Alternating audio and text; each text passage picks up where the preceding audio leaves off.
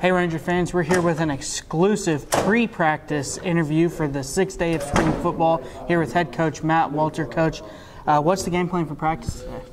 Oh, I mean, hopefully get better. Yeah. And that's the game plan every day. But, you know, we're going to do some things individually, a lot of fundamental stuff to begin with first half of practice. We'll also implement a lot of our special teams today.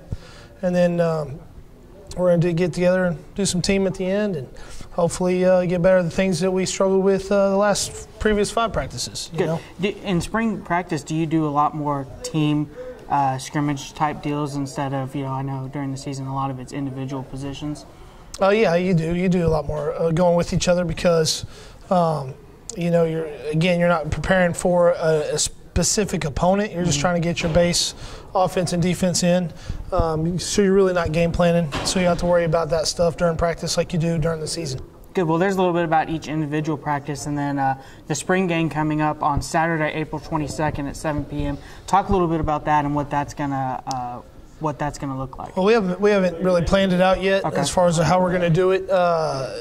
In the past we've always done some 7-on-7, some individual stuff, and then got together with team. It just depends on our numbers and how healthy we are at that point. We're pretty healthy right now, but at certain positions, if you get too thin, you don't want to do that. You don't want to have a lot of plays in that spring game. So the most important thing is to get out of spring healthy too. So good.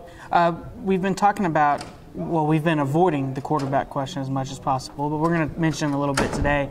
Whoever takes the reins as a starting quarterback position, at the starting quarterback position, they're going to have a lot of weapons around them at the receiver position and the running back position. Talk a little bit about those weapons that whoever takes the reins as a starting quarterback is going to have. Well, I mean, at running back, with Jacob Payton and Anthony Cota. Anthony Cota's had a great spring so far. Jacob, has kind of been shelved a little bit with a high hamstring strain, so we've kept him out of a lot of stuff. He could probably go if we were playing a game, but we're not. So keeping him back. I know what he can do. And then we got Jalen Williams. Jalen Williams is coming back from a lower back injury and seems to be progressing really well. And Bryson McClendon has come on. He's done a great job. This spring. I'm very impressed with the kid, and he's done a great. I'm very happy with him. In that tight end position, we got Raphael Edwards, Jamar Morris, Kevin Fuller. They're all doing a great job. We'll get Anthony Yates back in the fall. He hurt his knee, of course, against Southeastern last year. He's progressing nicely with his rehab. So tight end position we're very deep at and very fortunate at that position. Then we got, receiver-wise, Horatio Smith, Deshaun Gordon. There's a newcomer, Carlton Stamp, that's coming on pretty well. I'm pretty impressed with. And then we got, senior TC, Tamarick Courtney, TC, we call him. And Gavin Garner's coming back from his freshman season where we were playing him as a freshman, broke his collarbone, and he's come back full strength and ready to go. So whoever that quarterback is has a lot of places to put the ball, and the pressure shouldn't be on him the whole time. Good. Options. And that option, those options really stem from the recruiting efforts of you and your staff.